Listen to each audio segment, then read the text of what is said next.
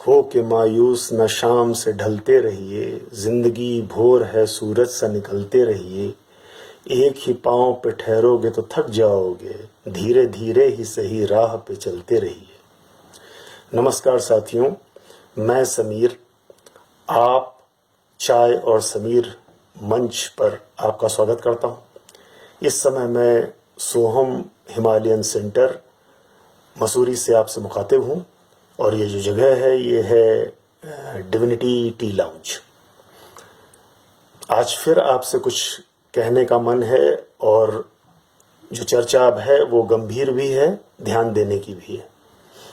कोविड-19 का जो कहर है जिसने दुनिया भर को अपने चपेट में लिया हुआ है, उसने एक अनजान सा डर लोगों में बिठा दिया है और वो डर हमारे देश में, हमारे अपने प्रदेश उत्तराखंड में भी दिख रहा है। इस डर ने क्या किया है, पहली बार ऐसा है कि लोग जिस चीज़ से डरे हैं उसके परिणामों से भी अनजान हैं। वो कितना बढ़ेगा, कितना रहेगा, कितनी जल्दी कम होगा, इसका भी पता नहीं है। अभी दवा भी कहीं नज़र में नहीं है। और जब इस डर ने घेरा तो सबसे पहले क्या हुआ, जो हमारे भाई बंद जो बाहर काम पर थे उन पर दोहरी मार पड़ी। पहले इस बीमारी का अपना एक कहर और उसके बाद में अपना रोजगार संकट में उनका आया, और इन दोनों परिस्थितियों के बीच में उन्होंने घर जाने का जो मन बनाया, वो तमाम परेशानियों, तमाम दिक्कतों और उनके बीच में, कुव्यवस्थाओं के बीच में जैसे तैसे उन्होंने अपने घर का रास्ता पकड़ने की कोशिश करी। करीब 1 महीना लगा, तब जा कर के तंत्र कुछ हरकत में आया और उसके बाद में शुरू होता है एक दूसरा संघर्ष उन सबके जीवन में जो वापस आ रहे थे और उनके भी जीवन में जो लोग यहाँ पर पहले से बसे हुए थे, जो अपनी ही आशंकाओं के बीच में थे। जब वे वापस लौटे तो उनको बहुत अच्छी नज़र से देखा नहीं गया, आशंकाओं के बीच में उनको एक्सेप्ट किया गया। तमाम तरीके के झगड़े झंझट भी हुए, तमाम तरीके के आपस में वाद विवाद भी हुए, लेकिन जो उसका सबसे बड़ा जो डार्क साइड है वो ये है कि हमने चूंकि उनको ठीक से नहीं एक्सेप्ट किया और या उनको घर पे लेने पे हमारे ही स्वजन, हमारे ही अपने बड़े बूढ़े, हमारे ही मित्रों ने थोड़ा सा परहेज दिखाया, तो ये एक अपने तरीके का ठगा सा महसूस करते हैं वो लोग जो बाहर से आए हैं।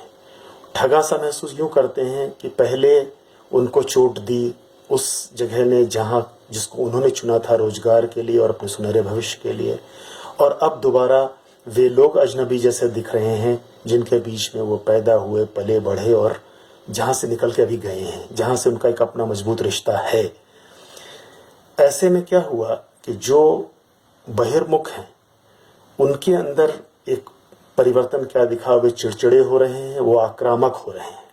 और जो चिड़चिड़ा और आक्रामक होता है, साथ में दिशाहीन भी होता है, वो अपराधी वृत्ति की तरफ बढ़ सकता है। ये अगले दुष्परिणाम आ सकते हैं अगर उन्हें हमने संवेदनशील तरीके से डील नहीं किया। दूसरे होते हैं वो जो अंतर्मुखी हैं, जो कम अपनी बात को दूसरे से शेयर करते हैं। उन पर जो सबसे भयानक चीज़ आती है वो उसी को हम लोग अवसाद कहते हैं, और उस अवसाद के लक्षण अब आने शुरू हो गए हैं। उस अवसाद का पहला लक्षण दिख रहा है आत्महत्या के रूप में। साथ साथ बहुत सी और भी वो बीमारियां उनको घेर सकती हैं जो वो न बताने, घुटने के कारण अपने अंदर पाल रहे हैं। ऐसे में अब हमारी जिम्मेदारी क्या है, जो बड़े बूढ़े हैं, जो समझदार हैं, जो उनके मित्र हुआ करते थे, जो उनके से छोटे बड़े हैं, उनकी पहली जिम्मेदारी है कि दोस्ताना व्यवहार के साथ उनसे पेश आएं। वरना परेशानी सिर्फ उनकी नहीं है, वो परेशानी पूरे समाज को झेलनी पड़ सकती है कई रूप में। क्योंकि जब कोई इंसान ये मानता है कि मेरे ज़िंदगी का मकसद नहीं रहा, या हम दिशाहीन हो रहे हैं, या हमारा कोई सुनने वाला नहीं है, तब फिर इस तरीके की व्याधियां समाज में जन्म लेती हैं, जिसका नुकसान सभी उठाते हैं। तो ऐसी स्थिति ना आने पाए जो महानगरों में दिखने लगी है, कहीं कहीं अब अपने क्षेत्रों में भी दिखने लगी है। तो हमें क्या करना होगा? हमें दिखाना होगा कि हम आपके साथ खड़े हैं, हमारा हाथ आपकी पीठ पर है। हम उन सब चीज़ों में आपके साथ रहेंगे जिससे कि आप अपनी जीवन को नई दिशा दे सकें और उसको एक मकसद दे सकें। हमारा सहयोग हमेशा उनके साथ रहना चाहिए। परिस्थितियां सामान्य हो जाएंगी। अगर अच्छा दिन नहीं रहा तो ये खराब दिन भी नहीं रहेगा। जो कहा जाता है कि गुनगुनाता जा रहा था एक फकीर, धूप रहती है न साया देर तक। तो ये एक ऐसा सत्य है जो फिलॉसफी नहीं है, ये होता है, ये साइकिल है जिससे हम गुजर जाएंगे। लेकिन कब गुजर पाएंगे? जब हम अपने भाई बंधुओं को, जो हमारे अपने वापस लौटे हैं, उनको हम संवेदनशील तरीके से डील करेंगे। संवेदनशीलता में और कुछ नहीं करना है, सिर्फ हमको उनके साथ में मित्रवत रहना है।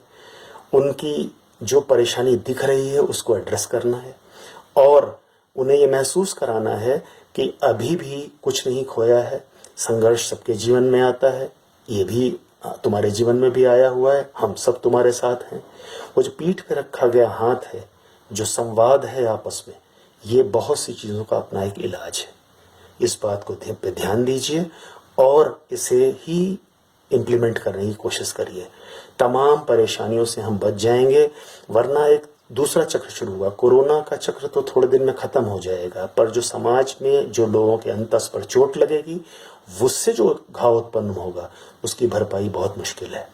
ये मेरे अंदर ये बात उठी, मैंने आपसे शेयर करी।